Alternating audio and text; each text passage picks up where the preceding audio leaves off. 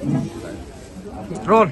Bharatiya Janata party का लाभार्थी संपर्क और संवाद अभियान आज से शुरू हुआ है। पूरे प्रदेश भर में मंत्री, विधायक और जनप्रतिनिधि पहुंचे हैं। फिरोजाबाद में पर्यटन विभाग के मंत्री जयवीर सिंह जी आए हैं और लाभार्थियों से संवाद किया है। सर, अनूठी पहल सरकार संवाद करके किस तरह की चीजें सामने लाना चाहती है, क्या संदेश इससे दिया है? देखिए, लाभार्थी संपर्क अभियान की शुरुआत का पहला दिन है।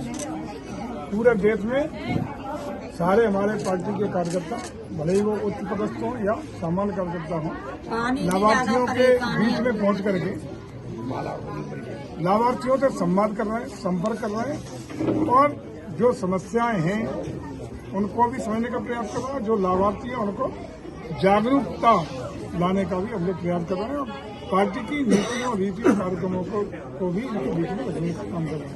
मैं समझता हूँ एक अच्छी पहल है उन लोगों के लिए भी जो हमारी योजनाओं से वंचित है, उन लोगों के लिए भी जो लाभार्थी की सूची में है, क्योंकि लाभार्थियों की लाभ से वंचित हो गए, उन लोगों के लिए भी जो लाभार्थी के रूप में सरकार की किसी भी योजना से लाभान्वित हो चुके हैं, उनको उनकी योजनाओं के बारे में, उनके अनुभव के बारे में, उससे उनके हुए लाभ के बारे में जानकारी, पारदर्शिता, गुणवत्ता रही है नहीं रही है, फिर बिचौलिया तो नहीं है, अन्य चीजों के बारे में सीधा संवाद करने का एक प्रयास है।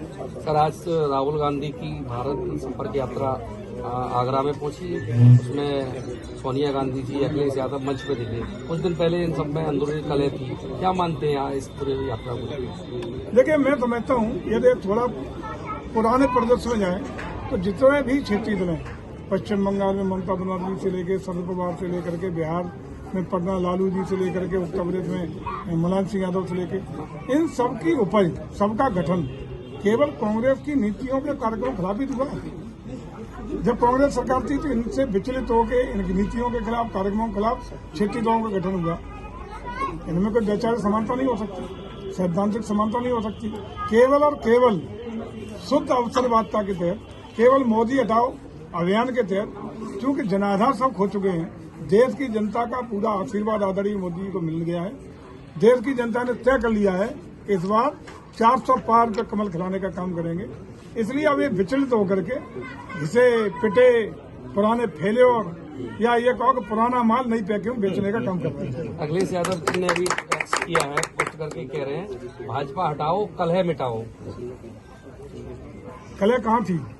देखा हमने 12 से 17 के बीच में उत्तर प्रदेश देखा क्या? संकट हटाओ भी बोल रहे हो। संकट देखा प्रदेश ने झेला है। 12 से 17 तक वही महाशय तो मुख्यमंत्री थे जब प्रदेश ने गुंडे झेली है, अपराध झेले हैं, नौकरियों की सूची जब आती थी तो एक वर्ग विशेष की सूची आती थी, वर्ग में भी एक उपजात, उपजात में भी खानदान, एक परिवार की सूची आती थी। बेईमानी, भ्रष्टाचार, आतंकवाद, गुंडई, दंगाइयों का प्रदेश कहा जाता था। आज प्रदेश उभरा है।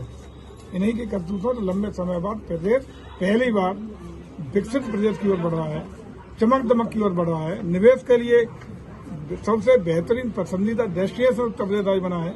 उसी का परिणाम है कि 10 लाख से ज्यादा परियोजनाओं के प्रस्ताव धरातल पर अभी 4 दिन पहले उतरने में साकार हुए हैं। देश दुनिया का सबसे पहला एक कार्यक्रम है, एक साथ इतने बड़े अमाउंट के कार्यक्रम धरातल पर उतरने का काम हुआ उत्तर प्रदेश। ये है नया उभरता हुआ देश का ग्रोथ इंजन बनता हुआ उत्तर प्रदेश। अब इससे विचलित हैं कि इनसे कोई फर्क नहीं पड़ने वाला।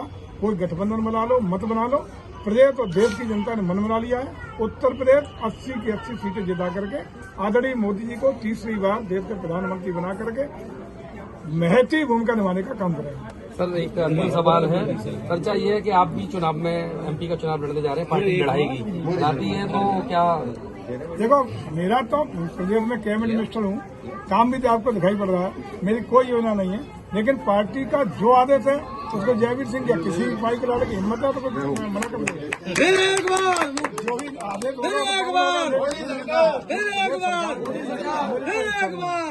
धन्यवाद सर। तो ये थे पर्यटन मंत्री जयवीर सिंह से बातचीत के तमाम पहलुओं पर सरकार का पक्ष रखा।